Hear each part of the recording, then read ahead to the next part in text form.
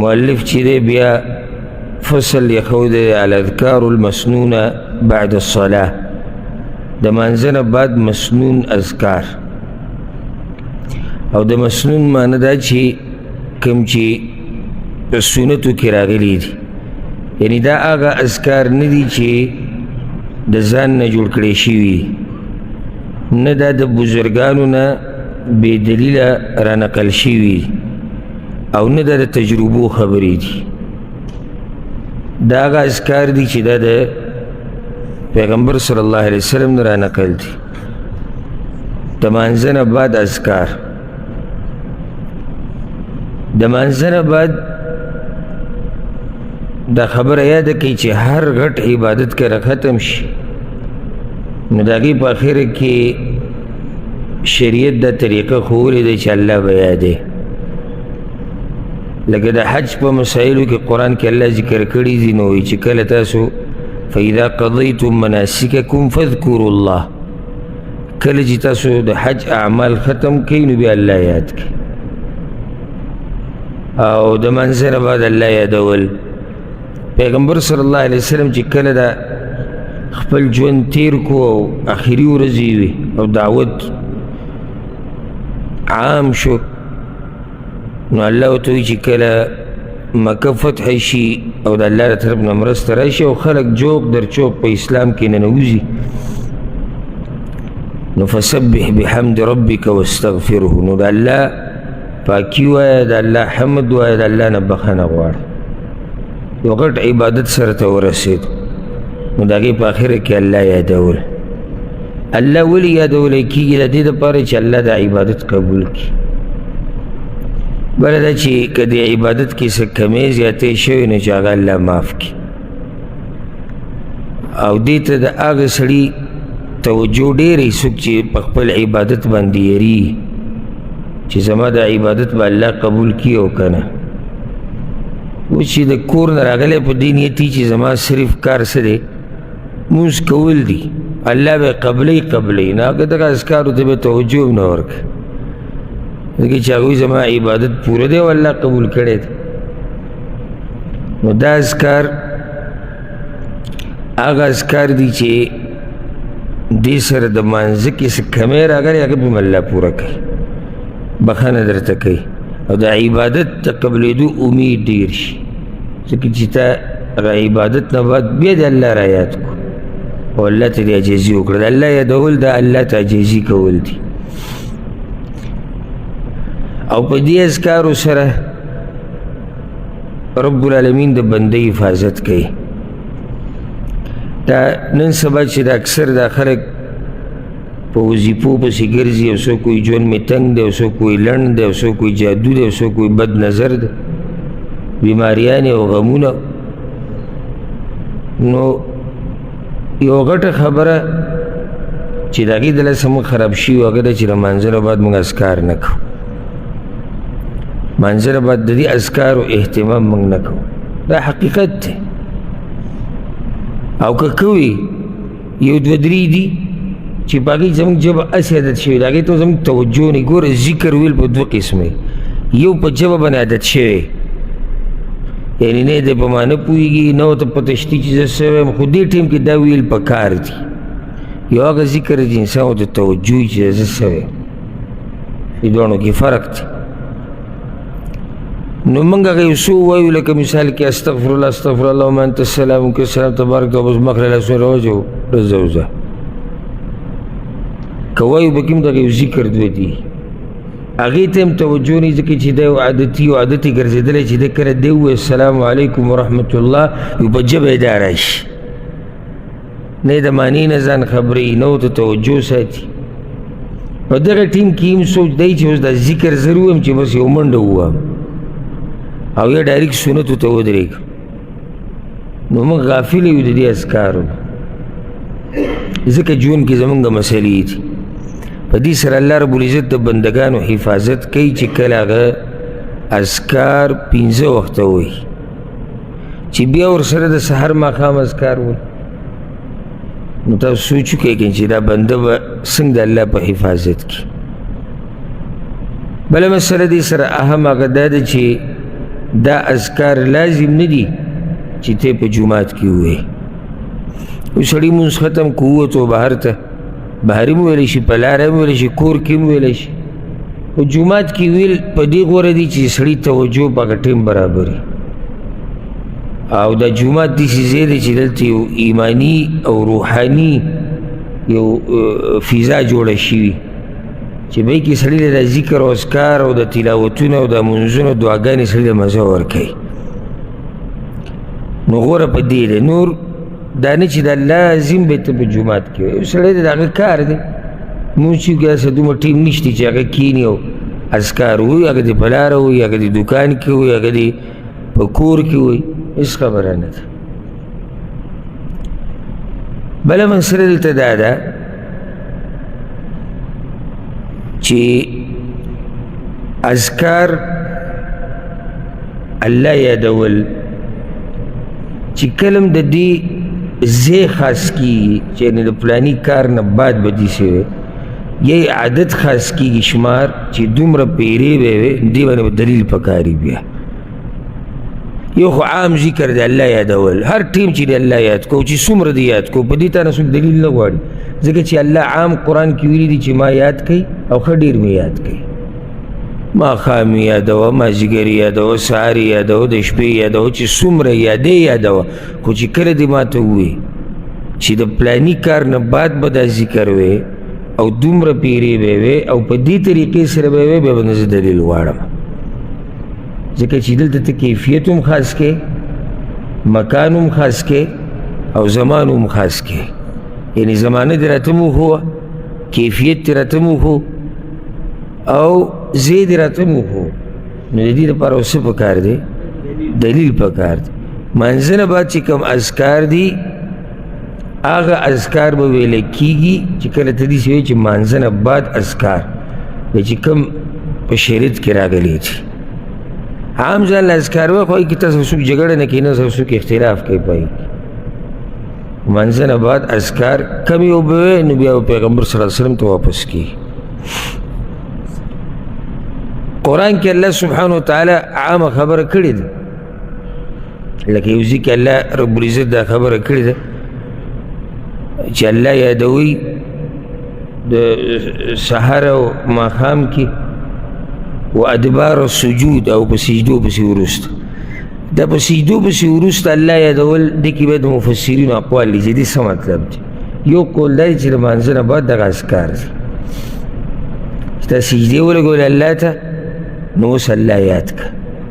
دغه هم الله یادولو، نو اوس اذکار دا د الله یادول به بل قسم دی. ګور د الله د یادولو اقسام دي، طریقې دي. یو طریقه خو نه د الله د یادول، دا مونږ چې مونځ کوو که دا موږ الله یادوو، دا هم ذکر دی. او په ژبه ته ذکر جاري ساتي، سبحان الله و الحمدلله، دا هم ذکر، دا هم الله یادول دي. اصل کې د بنده د دینداري او عبادت دا ټول د الله ذکر دی، الله یادول دي. څه چې موږ کوو الله یادول. لکه دلته اوس موږ د راجمع کېدل او د درس ته کېناسته او زما د بیانول، دا موږ الله یادوو، ځکه دا هغه الله دپاره ناست شو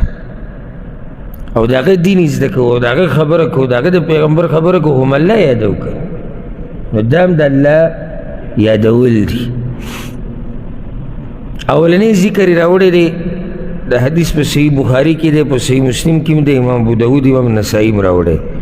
عبدالله ابن عباس وی كنت أعرف انقضاء صلاة النبي صلى الله عليه وسلم بالتكبير. ما به د نبی صلی الله علیه وسلم د مانځه پوره کېدل په الله اکبر ویلو سره پیژندو.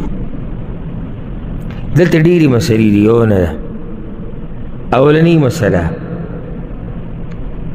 عبدالله ابن عباس ولې دا خبره کوي چې ما به په تکبیر سره ما ته پته ولګېدی چې مونځ ختم شو، ځکه چې هغه به شاته ولاړو ماشوم او مخکې صفونو کې به مشران، نو هغې ته به که د سلام دا آواز واضح رانغی د پیغمبر صلی الله علیه وسلم، لکه د آخري صفونو کې دی، نو چې کله به جومات الله اکبر ووایي، نو دته به پته ولګېدی چې مونځ ختم شوی دی. مسله دلته هغه دا ده چې د مانځه نه بعد به الله اکبر وی که استغفر الله به دا برته ان شاء الله پر دویم حدیث کې واضح کوو ځکه دویم حدیث به خبره پوره وګوره دلته دا نه دی ویلي چې د پیغمبر صلی الله علیه وسلم د مانځنه فارغه کېدل به ما په دې پېژندو چې په کوپړۍ به لاس کېښو په تندي او یا حیو یا حیو به وي یا بل قیوم یا قیوم دا به دی ونه وي دا ذکر د زموږ په دې معاشره کې عام شوی دی او بعض حضرات بې علمه حضرات خلکو ته ښیي چې په تندي به لاس کېدی او بیا په کې بعض یا حی وي او بعض کسې بل څه وي یا قوي ربي زدني علما لکه اختلاف پکې دی بیا د هغوی پکې هم اختلاف دی چې کوم ذکر دی دا بې دلیله دی دا بې دلیله دی وی الله یادو نو د پیغمبر څه یاد کړي دي دوه طریقې دي مقصد الله یادې تم د خپلو بزرګانو په طریقه بل طرف ته الله یادول دي د پیغمبر په طریقه فرق دی دی کې او چې څوک په دې نه پوهېږي نو دی بیا څه ووایم که اوس څه ویم کې دي چې خفه شي یعنې د پیغمبر طریقه پرېږده ما ته چې دا پلاني ویلي دي نه د پیغمبر نه اذکار را نقل دي که د ځان نه اذکارو ته پکې ضرورت نشته الحمدلله وی دې سره چې ذهن تیزېږي زه هم دې سره ذهن کمزوری کېږي زه کله چې ذهن تیز شي نو هغه د الله او د الله د پیغمبر خبره اوري او ذهن چې کله ګډوډ شي نو دی بیا په تاویلو ماویلو کې پروت وي په دې دلیل نشته صرف ما د یو صاحب او د هغه هم نوم نه علم ډېر مشهور مولا د دغه انډیا او پاکستان او په دغه علاقو باندې پخوا تېر شوی دی هغه دا خبره کړې ده او دی ویلي و چې دا زما تجربه ده چې څوک داسې وکړي دا کار کېږي ګوره په دې کې حرج نشته که یو عالم خپله تجربه ذکر کړي خو تجربه په هغه ځایونو کې چې هلته څه اذکار نه دي راغلي لکه مثال اوس داسې لکه یو سړی دا وایي چېرې زما تجربه دا ده چې څوک آیت الکرسي لس پیرې ووایي د پلاني بیمارۍ دپاره نو انشاءالله الله وله شفا ورکوي وایي تجربه ده په خپله وایي تجربه ده داسې نه وایي چې دا د شریعت مسله ده نو دې کې څه حرج نشته څه حرج پکې شته نه هېڅ نشته تا ته وایي لس پیرې د آیت الکرسي قرآن دی او قرآن ویلو سره دمول دا شریعت نه ثابت دي خو هغه تا ته خپله تجربه وایي چې لس پیرې داسې وکړي نو دا کېږي یعنې ما سره شوي دي څو پیرې صحیح ده هېڅ خبره نه خو زما تجربه دا چې منظره به دا چې نه دې کې تجربه خپله لري که موږ سره د پیغمبر صلی الله علیه وسلم طرف نه اذکار دي او که بالفرض ته چاته نسخه ښیې د دماغو د تیزېدو نو خو بل ټایم کې دې ووایي که نه ته ورته داسې ووایه چې د دماغو د تیزېدو ما دا تجربه کړې ده چې څوک دا ذکر وایي دا ذکر وایي دا ذکر وایي دا کار کېږي بله مسله مجرد د الله نوم اخسته دې څه مطلب دی یعنی یا قوي یا قوي یا قوي نو ته قوي ته څه وې یا صرف قیوم وایه یا صرف چې د الله نوم الحی وایه دا شریعت خو دې اذکار مونږ ته نه دي ښوولي چېرته یعنې څوک دې ماته وښیي دا ګز او دا میدان ښه صفا پټه پناه خبره دا ګز او دا میدان دوه خبرې دې څوک ماته وښیي تاسو معلومات وکړئ که تاسو ته هم څوک معلومي نو ماله به دلیل راوړئ دوه یو د منځه نه بعد په تندي لاس یې ښوده یا قوي یا قوي ویل دې دلیل به راوړئ د پیغمبر صلی الله علیه وسلم نه یا ځا ګنجایش به وکړو د صحابه کرامو نه راوړو یا صحابه کرامو پورې ده ګرانه ده د دې څلورو امامانو کې د یو نه راوړئ او دویم په دې به دلیل راوړئ چې شریعت کې داسې ذکر شته چې د الله نوم دومره پیرې اله صرف نوم یې اله لکه هسې ناسې قوي قوي قوي یا قیوم یا قیوم الحی الحی الحی دې باندې به ماله داسې دلیل راوړي چې دا ذکر شته شریعت کې چې الله یادې مقصد د الله راضي کول دي که نه یعنې دا زمونږ ګمان دی ګوره په ټولو باندې که هغه بدعتي دی او کاغه سنی دی په سنت طریقه روان دی خو په دواړو زموږ دا ګمان دی چې دوی چې دا ذکر کوي دوی الله راضي کول غواړي بدعتیان هم ګوره دا اذکار دې دپاره نه کوي چې شیطان راضي کوي څه کوي الله راضي کوي ښه دا صوفیان چې هو هو کوي یعنی لمنډ هغوی د الله هغه نوم پکې مختصر کړی دی اوس څه به الله الله الله کې یو هو هو وایه دی هو هو سره هم ګوره دی الله راضي کوي الله سره دشمني نه کوي خو د الله د راضي کولو د قانون یاد کړه الله راضي کیږي په هغه طریقې سره کومه طریقه چې پیغمبر صلی الله علیه وسلم ښوولې ده د ځان نه طریقې ته نشي راویستی چې الله زه به دې راضي کوم حاجیان چې حج لځي څه دپاره ځي الله راضي کولو لپاره ها داسې به کي لکه خو هغه به لګي چې ریاکارۍ لځي اذکار چې څوک ښایي چاته ځان ښایي خو نور به مسلمانانو باندې به ښه ګمان ساتي او که موږ داسې وکړو دا حج چې دی یو کال کې یو دی او ګڼه هم ډېره یو ګرمي هم ډېرې دی جمعې کې به کې موږ ځان له حج کوو د الله د راضي کولو لپاره ګڼه به هم کمه شي موسم به هم برابري کیدای شي موږ به الله راضي کوو که نه مشکل څه دی دا طریقه موږ ته پیغمبر نه راښولې د الله د راضي کولو پوه شوې که الله به راضي کې په هغه طریقه کومه طریقه چې تا ته پیغمبر صلی الله علیه وسلم الله قرآن کې بیان کړی او زه چې کله چې پیغمبر صلی الله علیه وسلم ته ښوولی دې کې قرآن او حدیث دواړه رالو ولې ځکه چې دا قرآن هم موږ ته پیغمبر بیان کړی قرآن هم موږ ته پیغمبر بیان کړی دی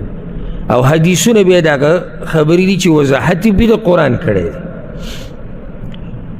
نو ورسېدې په دې مسله که نه مانځه نه بعد په تندي لاس یې ښوده که هر ذکر ته وې دا نه دي ثابت او بیا دومره کمزوري دي په دې خپله مسله کې چې کله ورته داسې وګورو نو بیا طریقه بدله کړي ځکه چې پته چې ما سره به دلیل نشته لکه اوس که زه د مانځه نه بعد دا وایم السلام علیکم ورحمة الله الله اکبر استغفر الله استغفر هر ځای کې وې هر چا په مخ کې وې اوس کې ما ته پته چې په دې باندې ما سره ټوس دلیل دی اوس موږ دا حدیث وې صحیح بخاري صحیح مسلم امام ابو داود امام نسائی دې ټول راوړی ته مطمئن یې په خپل کار او چې تا قصه کې اورېدلي چې بزرګانو ویلي بیا ته مطمئن په خپله نه یې یعنې زه په خپله څو کسانو سره او دا ګورې زموږ ذمواري ده بله زما په دې باندې خبره وکړه چې څوک په غلط کار ووایي نه هغه ته به نصیحت کې او موږ صرف دا دینداري او څو کارونو کې راټینګه کړې ده کله چې مانځه کې ستا خوا کې څوک داسې کار وکړي نو ته به په طریقه پوه کې چې وروره دې ټیم کې اذکار د پیغمبر نه ثابت دي هغه یاد کړه هغه وایه دا کومه طریقه چې تا وکړه دا دې ځای کې نشته بلې تا نه څه ځي اجر در الله درکو کوم کار چې راته الله والا کړه هغه دې ورسو سرته مني نه مني الله پوه شو دی پوه شه نو بعضو سره زه مخکې یو څو منځونو کې یو ځای شوی وم نو چې کله مونځ ختم کړو په دې ځای باندې او دا چرې شروع کړي چې ما به ورته داسې وکتو چې بیا به تندی شي وګره داسې او څوک غوږ وګروي معنی تا سره دلیل نشته په دې کار باندې لکه صرف د یو انسان د کتو سره چې ته تندی ګرې لکه یو کس ما سره ملاو شو او کیسې میسې کولې د دې چیرې دلیل دي چې د پیغمبر تابعداري او دا او دغه او بیا سبحان الله په یو ځای کې په لاسنیو کې هغه زما مخې ته راغی تعزیت کې زه ورنه ورته تعزیت کې دعا شتي خو د الله سوچتول د پیغمبر صلی الله علیه وسلم نه دي ثابت ګوره تعبیر غلط نه دی پکار چې دعا نشته دعا چې تعزیت کې دعا نه کوي نو څه کوي مقام د دعا دی چې ته ورشي مړي لپاره دعا وغواړي د کور والا لپاره دعا وغواړي خو پیغمبر صلی الله علیه وسلم تعزیت کړی دا په ګلاس نه دی اوچت کړی موږ دغه تابعداري کوو نو چې کله زه ورنه وتم هغه تعزیت ته ناست نو په دې کې کسان راننوتو دعا به وکړو لاس به اوچت کړو داسې به نه وي چې دعا به وکړو لاس به اوچت کړو چې لاس اوچت کړو ما خو لاس نه اوچت کړی ما دغه شان دعا کوله خو په زوره مې کوله یا کس باندې ویسي نظر ولګېده پکې ناست و هغه لاس اوچت کړي و داسې سیاست دی ګوره ښه بره نه نو چې ما ورته داسې وکتو نو دا بټنې بیا کوله ده دې کې ګوتې والې نو ډېره دا واضح شو چې ستا سره دلیل نشته اوس دې څه کوي لاسونه په دې ساتل سیاست دا دی چې دې م خوشحاله هغه م خوشحاله د دین سره زما څه کار نشته الله او د الله رسول څه وایي د هغې سره زما کار نه موږ خو وروره زموږ د الله او د الله د رسول د خبرې سره کار دی که څوک خوشحالېږي او که څوک خفه کېږي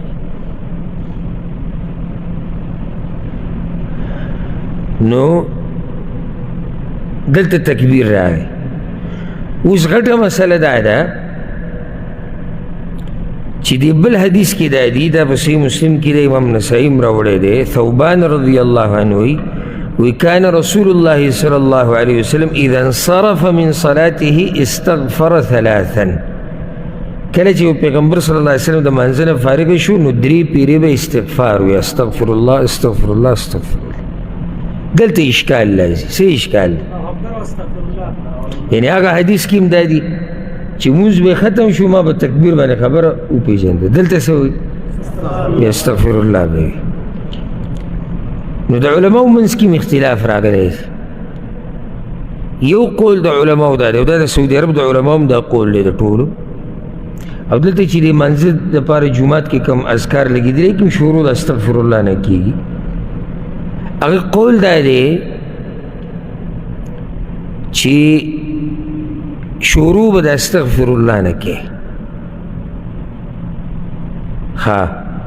نو که ته ورته دا بل حدیث بیان کړي چې دا خو په صحیح بخاري صحیح مسلم کې دی او دا د غټو علماو محققینو قول دی هغوی او جداشتي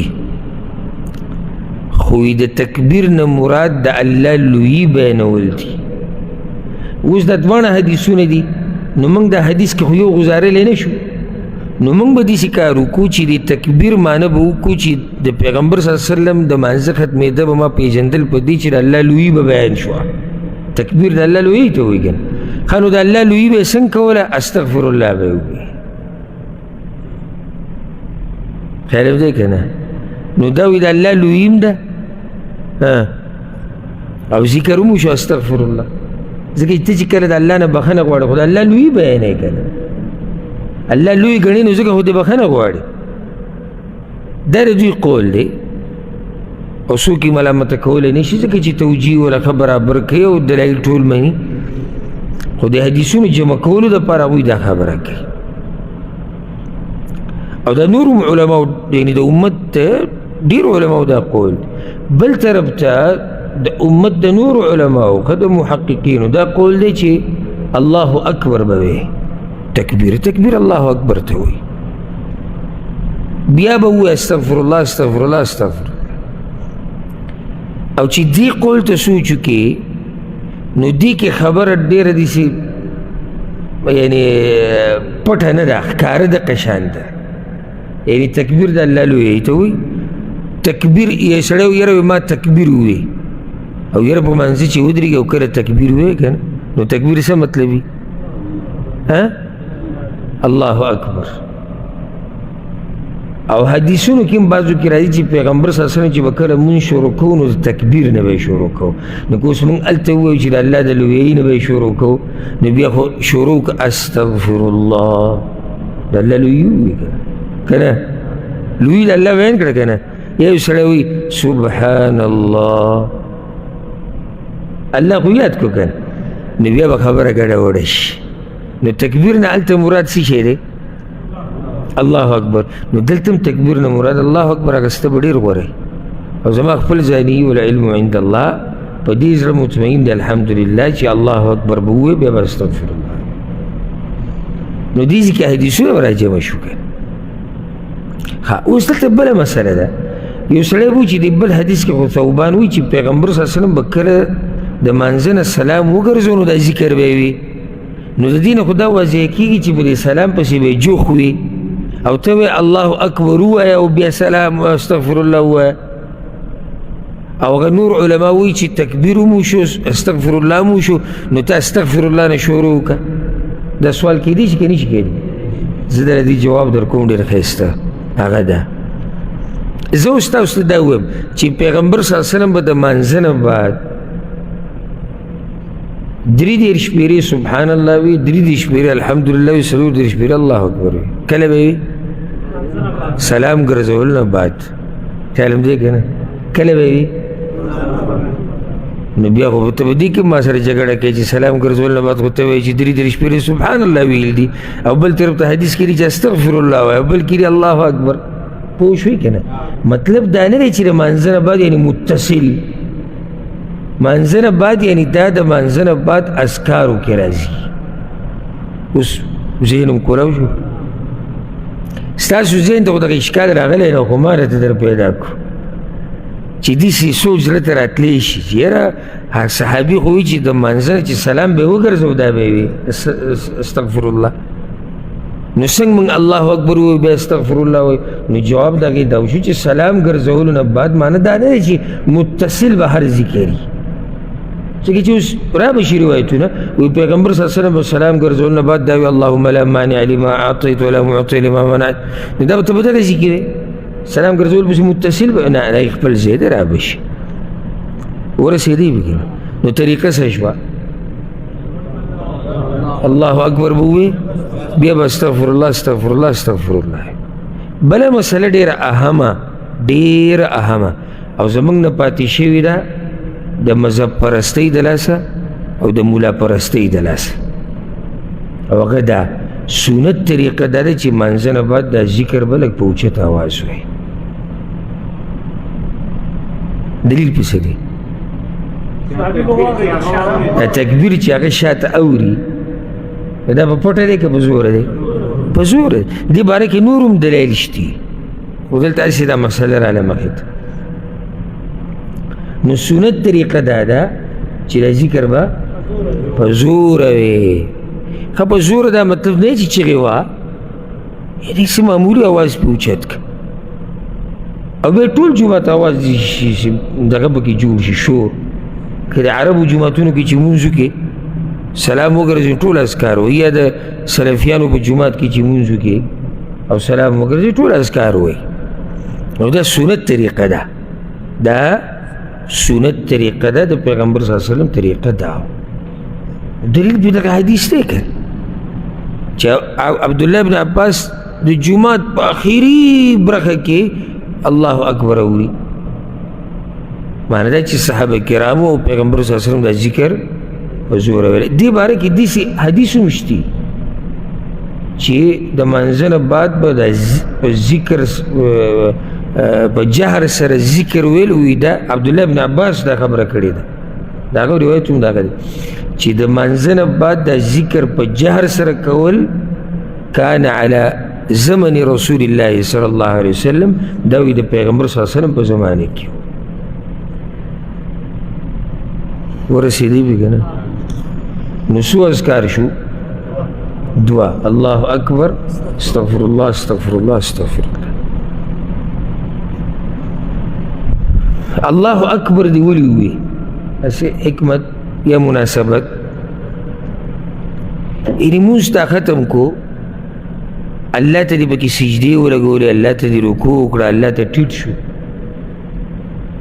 ولې